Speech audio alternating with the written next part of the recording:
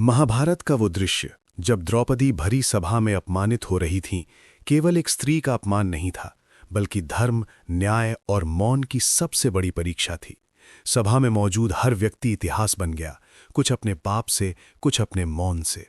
उसी सभा में एक व्यक्ति था जिसे धर्म का सबसे बड़ा स्तंभ माना जाता था, देवव्रत भीष्म, जिन्हें हम भीष्म पितामह कहते हैं।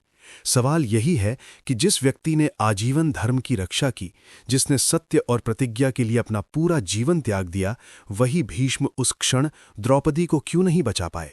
क्या वे कायर थे? क्या वे अंधे थे? या फिर धर्म की किसी ऐसी बेड़ी में बंधे थे जिसे हम आज भी समझ नहीं पाए हैं? द्रौपदी को सभा में घसीट कर लाया गया, उसके केश खुले थे, वस्त्र खींचे जा रहे थे, वो न्याय के लिए पुकार रही थी और भीष्म मौन थे। ये मौन सबसे ज्यादा चुभता है। इस मौन को समझे बिना महाभारत को समझना असंभव है। भीष्म कोई साधारण योद्धा नहीं थे, वे गंगा पुत्र थे। इच्छा मृत्यु का वरदान उन्हें प्राप्त था। वे कौरव और पांडव दोनों के गुरु थे। वे जानते थे कि क्या सही है और क्या गलत। जब द्रौपदी ने प्रश्न किया कि पहले युधिष्ठिर ने स्वयं को हारा या मुझे, तो वो प्रश्न केवल कानूनी नहीं था, वो धर्म का प्रश्न था। भीष्म उस प्रश्न का उत्तर जानते थे, लेकिन उन्होंने स्पष्ट उत्तर नहीं दिया। उन्होंने कहा कि धर्म सूक्ष्म है, कठिन है और इस समय वे स्वयं भ्रम में हैं। पर सच ये है कि भीष्म भ्रम में नहीं थे, वे बंधे हुए थे। भीष्म की सबसे बड़ी शक्ति उनकी प्रतिज्ञा थी और वही उनकी सबसे बड़ी कमजोरी बन गई। उन्होंने हस्तिनापुर के सिंहासन की रक्षा की प्रतिज्ञा ली थी, राजा के विरुद्ध कभी शस्त्र नहीं उठाने की कसम खाई थी। उस समय हस्तिनापुर का राजा धृतराष्ट्र था और सभा की अनुमति से ये सब हो रहा था। भीष्म के लिए ये सीधा विद्रोह होता। पर क्या धर्म सत्ता से बड़ा नहीं होता? यही प्रश्न द्रौपदी की आंखों में था। भीष्म का मौन दरअसल सत्ता के प्रति उनकी निष्ठा का परिणाम था। उन्होंने राज्य को धर्म से ऊपर रख दिया। यही महाभारत का सबसे कड़वा सत्य है। भीष्म ने जीवन भर त्याग किया, लेकिन उन्होंने कभी ये नहीं सीखा कि जब सत्ता अधर्म पर उतर आए, तब उसका विरोध करना ही सच्चा धर्म होता है। वे राजधर्म और मानव धर्म के बीच फंस गए। राजधर्म ने उन्हें बांध रखा था, मानव धर्म उन्हें पुकार रहा था और उन्होंने राजधर्म को चुना। एक और गहरा कारण था। भीष्म जानते थे कि द्रौपदी का अपमान केवल दुर्योधन या दुशासन का अपराध नहीं है, बल्कि पूरे वंश का पतन है। वे ये भी जानते थे कि इस पाप का फल महायुद्ध के रूप में मिलेगा। कई ग्रंथों में उल्लेख है कि भीष्म ने मन ही मन इस सभा को शाप दिया था, लेकिन शाप देना आसान है, रोकना कठिन। भीष्म के अंदर का योद्धा उस दिन मर चुका था, बचा था केवल एक राजसेवक। यही कारण है कि उन्होंने केवल शब्दों में दुख जताया, कर्म में नहीं। कुछ लोग कहते हैं कि भीष्म द्रौपदी को इसलिए नहीं बचा पाए क्योंकि वे स्त्री के प्रश्न का उत्तर नहीं देना चाहते थे, लेकिन ये अधूरा सत्य है। भीष्म स्त्री सम्मान को समझते थे। उन्होंने अंबा, अंबिका और अंबालिका के जीवन को स्वयं देखा था। उन्होंने अपने निर्णयों से स्त्रियों को पीड़ा पहुंचाई थी और शायद यही उनका आंतरिक अपराध बोध था। द्रौपदी में उन्हें अपनी ही भूलों की छाया दिखी। वे जानते थे कि अगर उन्होंने हस्तक्षेप किया तो पूरी व्यवस्था टूट जाएगी, लेकिन कभी-कभी व्यवस्था का टूटना ही नई व्यवस्था की शुरुआत होती है। भीष्म ये जोखिम नहीं उठा सके। भीष्म की उम्र बहुत अधिक थी।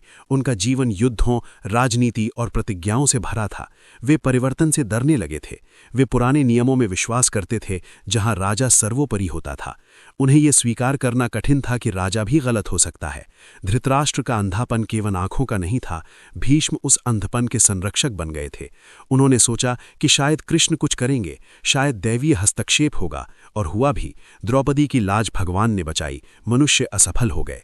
भीष्म की चुप्पी ने एक और संदेश दिया। अगर सबसे बड़ा धर्मज्ञ भी मौन रह जाए तो अधर्म को खुला मैदान मिल जाता है। सभा में बैठे अन्य लोग, द्रोणाचार्य, कृपाचार्य, विदुर, सब ने अपनी अपनी सीमाओं में प्रतिक्रिया दी। विदुर ने विरोध किया, लेकिन शक्ति नहीं थी। द्रोण ने मौन रखा। भीष्म सबसे शक्तिशाली थे, लेकिन उन्होंने शक्ति का प्रयोग नहीं किया। यही सबसे बड़ा अपराध था। भीष्म ने उस दिन द्रौपदी को नहीं, बल्कि आने वाली पीढ़ियों को सिखाया कि मौन भी अपराध होता है। महाभारत के युद्ध में भीष्म का पतन इसी पाप का प्रायश्चित था।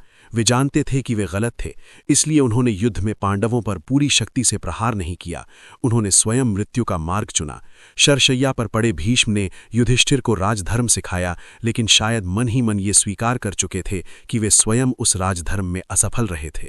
द्रौपदी का आंसू उनके लिए सबसे भारी बाण था, जो उनके हृदय में हमेशा धंसा रहा। द्रौपदी को भीष्म ने इसलिए नहीं बचाया क्योंकि वे अपने बनाए नियमों के कैदी बन चुके थे।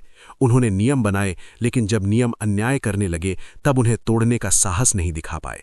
यही महाभारत का सबसे आधुनिक संदेश है। आज भी समाज में अन्याय होता है, लोग देखते हैं, समझते हैं, लेकिन कहते हैं हम क्या कर सकते हैं। भीष्म वही हम क्या कर सकते हैं का प्रतीक है। वे बुरे नहीं थे, लेकिन वे पर्याप्त अच्छे भी नहीं थे। अगर भीष्म उस दिन खड़े हो जाते तो शायद युद्ध ना होता, लेकिन महाभारत युद्ध की कथा नहीं बल्कि चेतावनी है।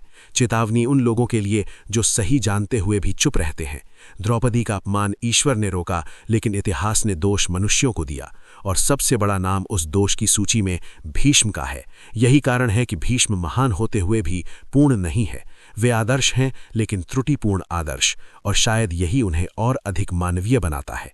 महाभारत हमें सिखाता है कि धर्म केवल ग्रंथों में नहीं होता, वो कर्म में होता है। भीष्म ने धर्म पढ़ाया, लेकिन उस दिन निभाया नहीं। इसलिए द्रौपदी आज भी प्रश्न करती है, भीष्म आप चुप क्यों थे? और इस प्रश्न का उत्तर आज भी हमारी आत्मा को असहज कर देता है।